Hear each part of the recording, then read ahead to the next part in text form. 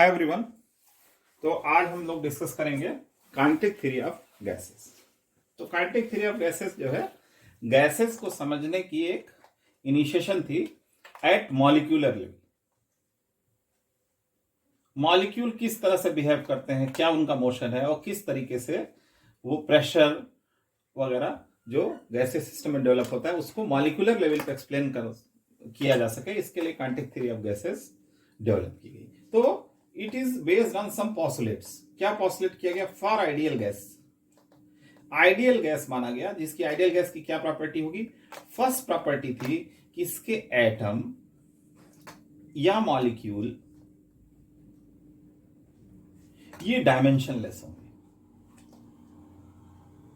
Dimensionless होंगे, मतलब इनका कोई डायमेंशन एग्जिस्ट कर रहे हैं बट डायमेंशन नहीं है। ये उसी तरह की बात है कि straight line composed of the points, 2 points, बहुत ढेर सारे पॉइंट्स को मिला के एक लाइन बन जाती है जिसका डायमेंशन तो होता है लेकिन इंडिविजुअल पॉइंट्स का कोई डायमेंशन नहीं होता। इसी तरह से ये गैसेज एग्जिस्ट तो कर रही हैं बट इनका कोई डायमेंशन नहीं है। तो क्या मतलब हुआ कि गैस इज कंप्रेसिबल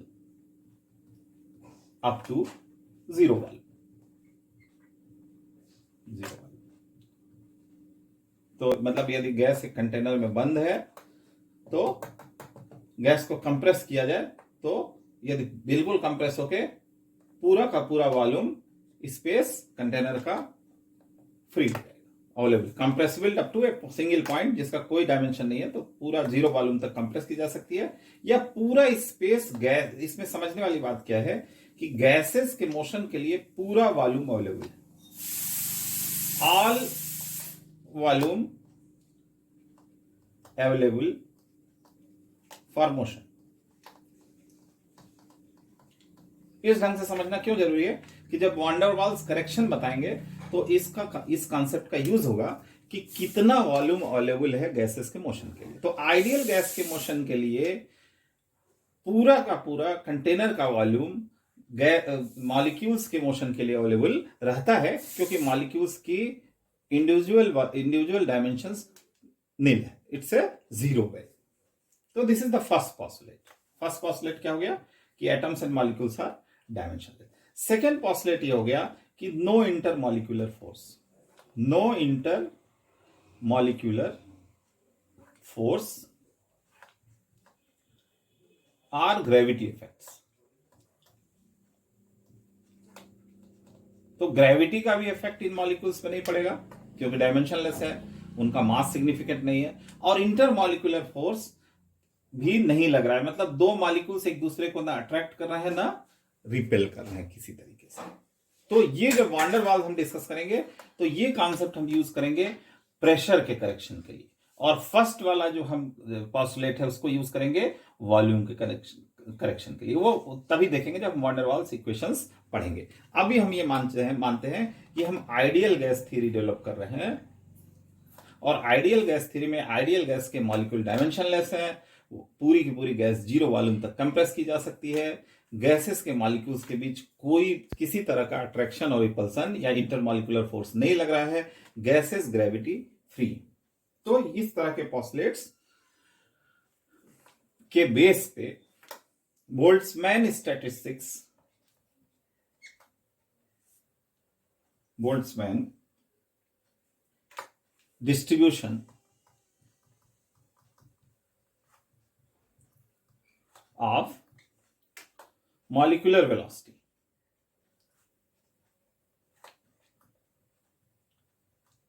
ये डेवलप की गई। इक्वेशन में डायरेक्ट लिख रहा हूं, इक्वेशन को सिर्फ समझना है, उसका एप्लीकेशन हम नहीं है, जस्ट हम उसको समझेंगे और देखेंगे कि रिजल्ट्स क्या निकले। तो क्या बोल रहा है? Fraction of molecule n by n, एक टोटल मॉलिक्यूल, सपोज एक गैसीय सिस्टम में टोटल मॉलिक्यूल n0 और इसमें से n मॉलिक्यूल v वेलोसिटी से मूव कर रहे हैं। n मॉलिक्यूल की वेलोसिटी कितनी है? v है। स्पीड कितनी है? v है। तो n बाई n, ये n बाई n0 जो है ये किसका होगा? फंक्शन ऑफ v होगा। मतलब हर एक वेलोसिटी में इक्वल मॉलिक्यूल नहीं होंगे, कुछ वेलोसिटी में बहुत ढेर सारे फ्रैक्शन के मॉलिक्यूल होंगे, कुछ वेलोसिटी में कम होंगे, कुछ वेलोसिटी में थोड़ा उससे ज्यादा होंगे, इस तरह से एक डिस्ट्रीब्यूशन आएगा। तो क्या बोल रहा है, fraction of molecule having velocity v is a function of v, और ये किस तरीके से दिया जाएगा, ये दिया जाएगा m/2 kt power 3/2 4 v square e power minus mv square by 2kt। तो क्या क्या है यहां पे, ये फंक्शन ऑफ v है। यहां पे देखें दो जगह v आ रहा है, एक ये v है और एक ही, बाकी सब कुछ कांस्टेंट है। ये मास ऑफ द मॉलिक्यूल हो गया, ये बोल्ट्जमैन कांस्टेंट हो गया, दिस इज बोल्ट्जमैन कांस्टेंट।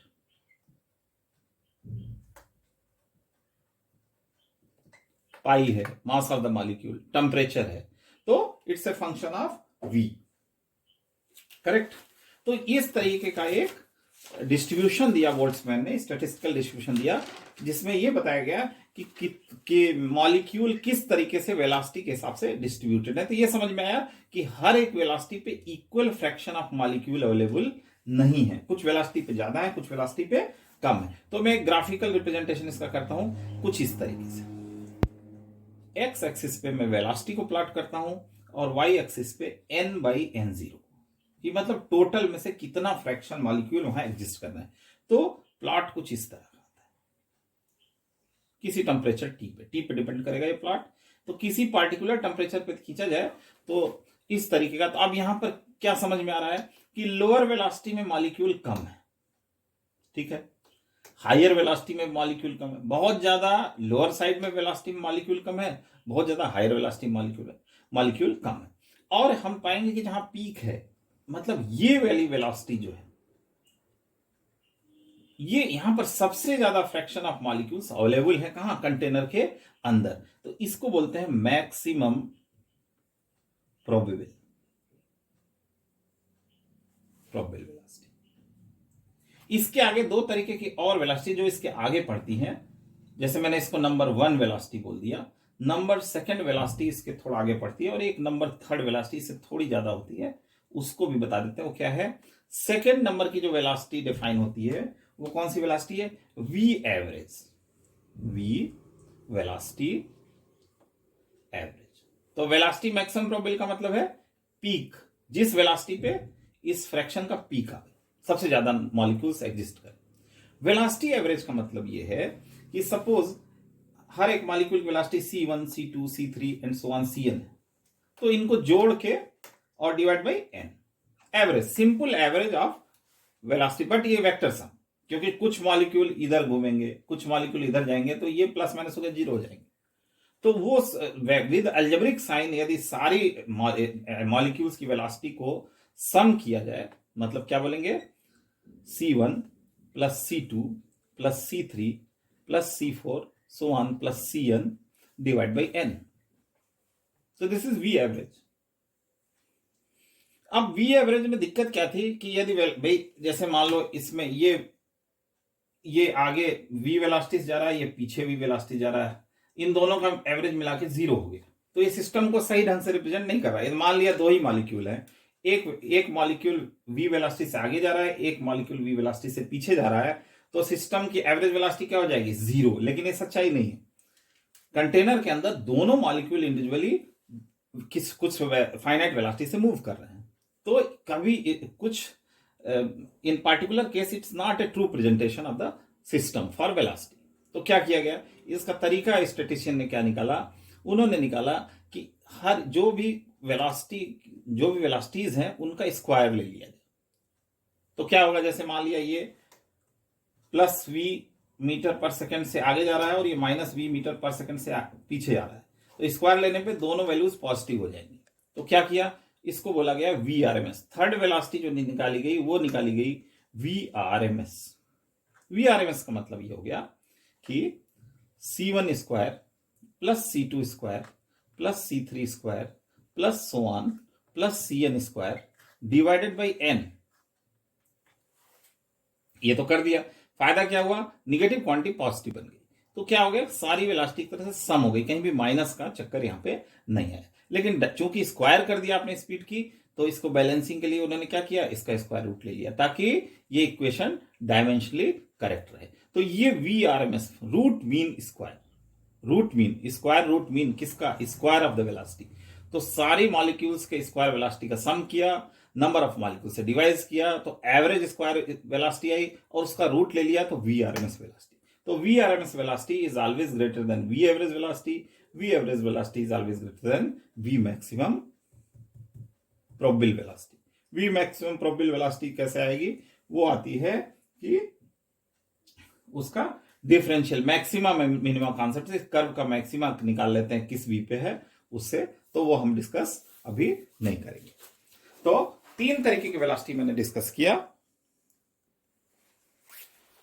तो अब मैं इनका डायरेक्ट एक्सप्रेशन लिखता हूं, v maximum probable velocity is equal to under root 2 RT by m, जहां R क्या है, गैस कांस्टेंट है, T क्या है, एब्सोल्यूट टेम्परेचर है, और m क्या है, मॉलिक्यूलर मास है, गैस का मॉलिक्यूलर मास है। V एवरेज का मतलब ये वाला पार्ट, V एवरेज का C1 प्लस C2, जिसका इसकी वैल्यू आती है under root 8 RT by pi m, तो वेरिएबल्स सेम है। और V RMS जो आता है, ये आता है under root 3 RT by m। तो बात करें इनके रेशियो की, किस रेशियो में होते हैं, VMP ratio V average ratio V RMS is equal to 1 ratio 1.13 ratio 1.22। मतलब क्या हुआ, मैक्सिमम प्रोबेबल वेलोसिटी की 1.13 टाइम्स एवरेज वेलोसिटी होती है और मैक्सिमम प्रोबेबल वेलोसिटी की 1.22 टाइम्स आरएमएस वेलोसिटी होती है। और यहां पे ग्राफ में भी देख सकते हैं कि मैक्सिमम प्रोबेबल वेलोसिटी सबसे पीछे है और उसके आगे एवरेज वेलोसिटी है और उसके आगे जो है वो आरएमएस वेलोसिटी है। तो आरएमएस ज्यादातर हम जो कैलकुलेशंस न्यूमेरिकल्स वगैरह में यूज करते हैं तो हम आरएमएस वेलोसिटी को अंडर कंसिडरेशन लेते हैं। तो वही उसका रिप्रेजेंटेशन है एक एवरेज वैल्यू की, कि गैस किस वेलोसिटी से किसी पार्टिकुलर टेम्परेचर पे मूव कर रही है। ये समझ में आता है यहाँ पे कि सारी वेलोसिटी टेम्परेचर T पे डिपेंड करती है, मॉलिक्यूलर मास पर भी डिपेंड करती है, गैस कांस्टेंट तो यूनिवर्सल कांस्टेंट है। तो this is the concept for various type of velocities found in A gaseous system. ये डेरिवेशन कैसे है, ये डेरिवेशन इन्हीं स्टैटिस्टिकल फार्मूलों को यूज करके अलजेब्रिक तरीके से इसको डिराइव किया जा सकता है, उसकी मैथमेटिक्स में हम लोग नहीं फंसेंगे। करेक्ट। तो अब इस पे एक न्यूमेरिकल सॉल्व करेंगे ताकि वेलोसिटी का कॉन्सेप्ट क्लियर हो सके। तो क्वेश्चन ये है, क्वेश्चन क्या है, imagine A planet having mass and radius half that of Earth. If maximum temperature reached by its surface is 800 Kelvin during day-night cycle, estimate whether there is a possibility of O2 molecule in the atmosphere of the planet. ये पूछा गया है। तो क्या पूछा गया है, एक प्लैनेट है और ये प्लैनेट का रेडियस जो है RE/2 है, पृथ्वी के रेडियस का आधा है, और मास भी इसका पृथ्वी के मास का आधा है।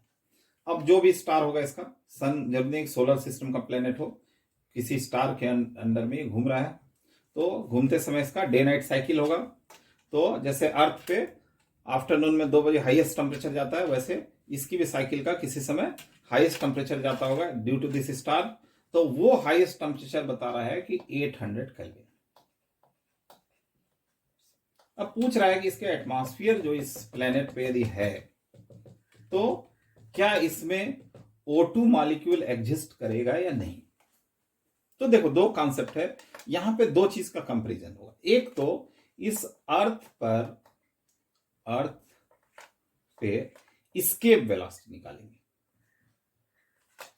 एस्केप वेलोसिटी का मतलब होता है कि उस पर मौजूद कोई भी मटेरियल अर्थ प्लेनेट पे, earth escape velocity on the planet पे एस्केप वेलोसिटी। तो इस किसी भी प्लेनेट का एस्केप वेलोसिटी का मतलब उस पर कोई भी मटेरियल को यदि उस वेलोसिटी उतनी वेलोसिटी दे दी जाए तो वो उसकी ग्रेविटी को छोड़ के निकल जाएगा। तो सबसे पहले हम क्या काम करेंगे, एस्केप वेलोसिटी निकालेंगे। वो वेलोसिटी निकालेंगे जिस वेलोसिटी को यदि कोई भी मटेरियल, प्लेनेट का मटेरियल उसको अचीव कर ले तो उसकी ग्रेविटी से फ्री हो जाएगा और उसके सिस्टम, उस प्लेनेट की ग्रेविटी वाले सिस्टम को छोड़ के निकल जाएगा। अब जो एटमॉस्फेयर है वो भी क्यों फंसा हुआ है प्लेनेट के ऊपर, बिकॉज ऑफ द ग्रेविटी। तो यहां पर इस टेम्परेचर पर, ये मैक्सिमम टेम्परेचर जब जाएगा उस टेम्परेचर पर O2 मॉलिक्यूल की आरएमएस स्पीड निकालेंगे। Vrms जो मैंने पीछे डिस्कस किया है, Vrms निकालेंगे। यदि ये Vrms O2 मॉलिक्यूल का हाईएस्ट टेम्परेचर पे Vrms एस्केप वेलोसिटी से कम आता है तो फिर ये इस प्लेनेट के एटमॉस्फेयर को छोड़ के एस्केप नहीं कर पाएगा, और यदि ये ज्यादा आता है तो ये यहां पे एग्जिस्ट नहीं करेगा। जैसे ही ये टेम्परेचर पहुंचेगा, यहां से ग्रेविटी से फ्री हो गया तो प्लेनेट में बाउंडेड नहीं है, करेक्ट। तो सबसे पहले एस्केप वेलोसिटी। एस्केप वेलोसिटी, किसी भी प्लेनेट का एस्केप वेलोसिटी जो होता है उसका फार्मूला होता है v escape is equal to √2gm/r, gravitational constant, mass of the planet, radius of the planet. ये जब ग्रेविटेशन हम लोग पढ़ेंगे उस टाइम डिस्कस करेंगे, अभी तो मान के चलते हैं। तो अर्थ का क्या होता है, V earth is equal to √2gme/r। तो ये कांस्टेंट है, अर्थ का मास भी मालूम है, अर्थ का रेडियस मालूम है, ग्रेविटेशनल कांस्टेंट मालूम है, 2 मालूम है। तो ये वैल्यू आती है 11.2 किलोमीटर पर सेकेंड। तो अर्थ की ये वैल्यू फिक्स है। अर्थ के ऊपर 27 डिग्री सेंटीग्रेड पे यदि टेम्परेचर की बात करें तो ये वैल्यू जो है वो फिक्स है। ये वैल्यू फिक्स है, नॉट टेम्परेचर डिपेंडेंट नहीं है, इट इज फिक्स। 11.2 किलोमीटर पर सेकेंड की स्पीड से किसी भी मटेरियल को अर्थ पे ये वेलोसिटी दे दी जाए तो इस प्लेनेट को छोड़ के निकल जाएगा। तो अब प्लेनेट के लिए क्या दिया है कि ये रेडियस अर्थ का आधा है और मास भी अर्थ का आधा है। तो प्लेनेट वी एस्केप किसका, प्लेनेट का यदि स्केप वेलोसिटी निकाले क्या हो जाएगा, √2gme/2, मास अर्थ का आधा है और re/2, नीचे रेडियस भी आधा है। तो 2 कैंसिल हो गया तो ये वही वैल्यू आ गई, 2gme/re, सेम वैल्यू आ गई। तो इस प्लेनेट का भी स्केप वेलोसिटी 11.2 किलोमीटर पर सेकेंड है। तो अब बचा काम क्या रह गया, O2 मॉलिक्यूल का आरएमएस वेलोसिटी। तो at 800 kelvin T is equal to absolute temperature, T is equal to 800 kelvin Vrms किसका, O2 मॉलिक्यूल। क्यों, आरएमएस स्पीड का फार्मूला क्या निकाला था मैंने, 3RT/m। क्या बताया था मैंने, R गैस कांस्टेंट है, 3 तो कांस्टेंट है ही, T एब्सोल्यूट टेम्परेचर है और m क्या है, मॉलिक्यूलर मास है। तो हर एक मॉलिक्यूल को अंडर कंसिडरेशन लेना पड़ेगा। तो यहां पे मैं ऑक्सीजन ले रहा हूं, तो √3 इंटू R की वैल्यू 8.314 SI यूनिट, T की वैल्यू 800 दिया हुआ है और मॉलिक्यूलर मास ऑक्सीजन का हो गया 32, 16 एक ऑक्सीजन का तो 32 हो गया। ये वैल्यू यदि हम कैलकुलेट करेंगे तो इट इज 0.5, नॉट 0.5, मैं देख लेता हूं, इट इज 0.8 के आसपास आएगा। 0.8 किलोमीटर पर सेकेंड की ये वेलोसिटी आ रही है। मतलब इस प्लेनेट के ऊपर ऑक्सीजन के जो मॉलिक्यूल होंगे मैक्सिमम 0.8 किलोमीटर की स्पीड अटेम्प्ट करेंगे, वो भी कब, जब पीक टेम्परेचर पहुंचेगा। तो किसी भी हालत में एस्केप नहीं करेंगे। 11.2 किलोमीटर पर सेकेंड से ये कम है, तो इसका मतलब क्या होगा, yes there exist O2 molecule in the atmosphere of the planet। ये आंसर। ठीक है, तो आज के लिए बस यहीं पे रोकते हैं वीडियो को। तो आज मैंने बस ये डिस्कस किया कि various type of velocity associated with gaseous molecules वो क्या क्या हैं, और एक न्यूमेरिकल देखा। अब काइनेटिक थ्योरी ऑफ गैसेस के बेस पे और डेरिवेशंस करेंगे। उसमें क्या क्या करेंगे कि pressure of the gas in terms of speed, RMS speed of the each molecule, और साथ में वांडर वाल गैस इक्वेशंस देखेंगे। वो गैस इक्वेशन आइडियल गैस के अलावा क्या है, किसके लिए है, रियल गैसेस के लिए। तो ठीक है, आज इसको क्लोज करते हैं। Till then good bye. और यदि वीडियो पसंद आया हो तो जरूर लाइक करें और शेयर करें वीडियो को, और कमेंट बॉक्स में कुछ चाहते हैं कि किसी टॉपिक पे वीडियो बनाने दें वो भी मेंशन करें ताकि मैं उस टॉपिक पे वीडियो बना सकूं। Okay, thank you very much.